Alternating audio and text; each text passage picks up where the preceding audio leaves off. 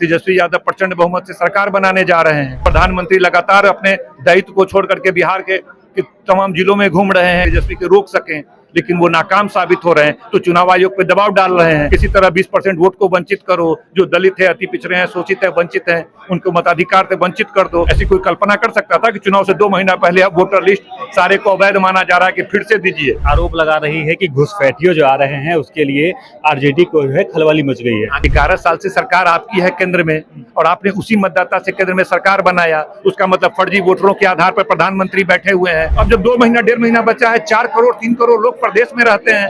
अब कहते हैं ऑनलाइन कीजिए, इतने पढ़े लिखे लोग हैं। बड़ी बैठक क्या चुनाव की तैयारी में बिल्कुल फूंक चुकी है आरजेडी। हाँ, वो तो है ही। चुनाव में तो पहले से जनता मन बना चुकी है। आपको सर्वे रिपोर्ट वगैरह भी मिल गया होगा। सारा report C voter India today कौन 4-5 सर्वे आ चुका है। विजिलेंस का रिपोर्ट आ चुका है। तेजस्वी यादव प्रचंड बहुमत से सरकार बनाने जा रहे हैं। प्रधानमंत्री लगातार अपने दायित्व को छोड़ करके बिहार के तमाम जिलों में घूम रहे हैं 6 महीने 8 महीने पहले से, कि हवा को चेंज कर सके, हवा को तेजस्वी के रोक सकें, लेकिन वो नाकाम साबित हो रहे हैं। तो चुनाव आयोग पे दबाव डाल रहे हैं कि भैया अब कोई चारा नहीं है, चुनाव आयोग आप ही संभालो, किसी तरह 20% वोट को वंचित करो। जो दलित है, अति पिछड़े हैं, शोषित है, वंचित हैं, उनको मताधिकार से वंचित कर दो, ताकि हम मुकाबले में आ सकें, कुछ संभावना बच सके कि हम सरकार में आ सकें। ये सब स्थिति है। ऐसी कोई कल्पना कर सकता था कि चुनाव से 2 महीना पहले अब वोटर लिस्ट सारे को अवैध माना जा रहा है कि फिर से दीजिए। सारे वोटर को खत्म मानिए। अब फिर से नए तरीके से वेरिफिकेशन होगा सारे मतदाताओं का। सत्ता पक्ष ये आरोप लगा रही है कि घुसपैठियों जो आ रहे हैं उसके लिए आरजेडी को जो है खलबली मच गई है। अगर 5% 2% भी घुसपैठिए हैं, 11 साल से सरकार आपकी है केंद्र में, और आपने उसी मतदाता से केंद्र में सरकार बनाया। उसका मतलब फर्जी वोटरों के आधार पर प्रधानमंत्री बैठे हुए हैं। यहाँ के तमाम सांसद जो हैं एनडीए के, जिनकी बदौलत केंद्र की मोदी सरकार है, वो फर्जी मतदाताओं के हैं। सारे से रिजाइन दिलवाइए और तब करवाइए। अपना चुनाव आपने करवा लिया इसी मतदाता सूची से। अब बिहार में चुनाव हो रहा है तो आप शोषित वंचित समाज के लोगों को आप इसमें हटाना चाहते हैं। कहते हैं अरे कीजिए, चुनाव के बाद कीजिए, तुरंत लोकसभा चुनाव के बाद करना चाहिए। आपके पास समय का कहाँ अभाव था? समय तो पड़ा ही पड़ा था। अब जब 2 महीना 1.5 महीना बचा है, 4 करोड़ 3 करोड़ लोग प्रदेश में रहते हैं। अब कहते हैं ऑनलाइन कीजिए, इतने पढ़े लिखे लोग हैं, ऑनलाइन से वहां से कर लेंगे, अपना काम छोड़ के यहाँ आएंगे। 10 दिन का उनका काम हट जा होगा, उनका पैसा उनका खर्चा होगा, यहाँ पे आने जाने का टिकट लगेगा। सब लोग कहेंगे छोड़ो भाई। मुद्दे पे सत्ता पक्ष और विपक्ष दोनों चुप है। क्यों?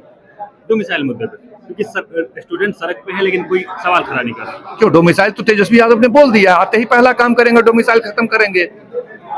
ठीक है, डोमिसाइल लागू करेंगे।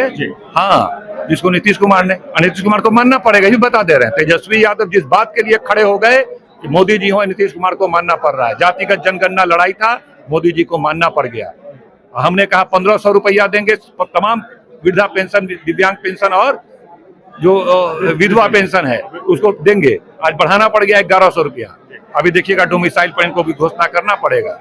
तेजस्वी यादव वो शक्ति है कि सत्ता को झुका करके काम कराने की ताकत रखते हैं, विपक्ष में रहते हुए। चौधरी ने साफ कहा है कि 13 बार नीतीश कुमार ने जीत हासिल की है, 4वीं बार भी नीतीश कुमार जीतेंगे, उन्हीं की सरकार आएगी। लालू यादव को फिर से हार का मुंह देखना पड़ेगा।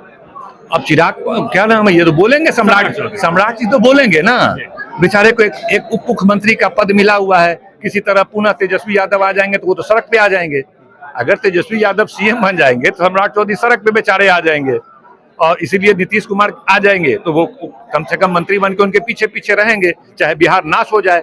वैसे आदमी को बनाने की वो बात कर रहे हैं जो बेचारे की स्थिति अब बिहार की जनता कह रही है कि सरकार चलाने के योग्य नहीं है, लेकिन वो कह रहे हैं कि नहीं, भाजपा में कोई योग नहीं है, जदयू में कोई योग नहीं है, चिराग पासवान के पार्टी में कोई योग नहीं है, मांझी जी के पार्टी में कोई योग नहीं है, पूरे एनडीए में कोई योग नहीं है, सिर्फ नीतीश कुमार ही है। भले वो उनकी हालत जो भी हो, उसके बावजूद उस पार्टी में एक आदमी में भी सरकार चलाने का दम नहीं है। लेकिन जनता देख रही है सरकार चलाने की ताकत तेजस्वी यादव में है। इतनी समझ, उतनी जो उनकी जो टैलेंट है, जो क्षमता है, तो जनता निर्णय लेगी।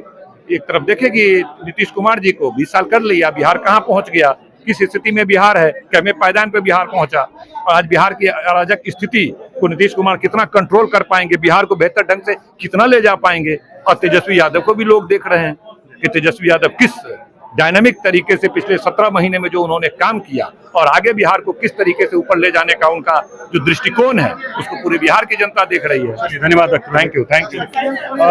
चलिए कि देखिए कि हमारे साथ समस्तीपुर से विधायक अख्तरुल इस्लाम शाहीन थे और ये सीधे तौर पे सत्ता पक्ष पर हमलावर होते हुए नजर आए हैं। साथ ही आज बता दें कि आपको मौर्या होटल में यहाँ पे 2 दिवसीय कार्यकारिणी बैठक आयोजन किया गया। तमाम बड़े नेता पहुंच रहे हैं। आज आपको लगातार हम अपडेट देते रहे कि क्या कुछ खास निकल कर सामने आएगा। हमारे साथ जुड़े रहें और देखते रहें सच टॉक का ये वीडियो आप लोगों को कैसा लगा कमेंट करके जरूर बताएं। साथ ही साथ अपने दोस्तों से शेयर करना इस वीडियो को ना भूलें और हमारा 25 लाख का परिवार फेसबुक पे है, फॉलो बटन पे क्लिक करके जो है आप उससे जुड़ सकते हैं।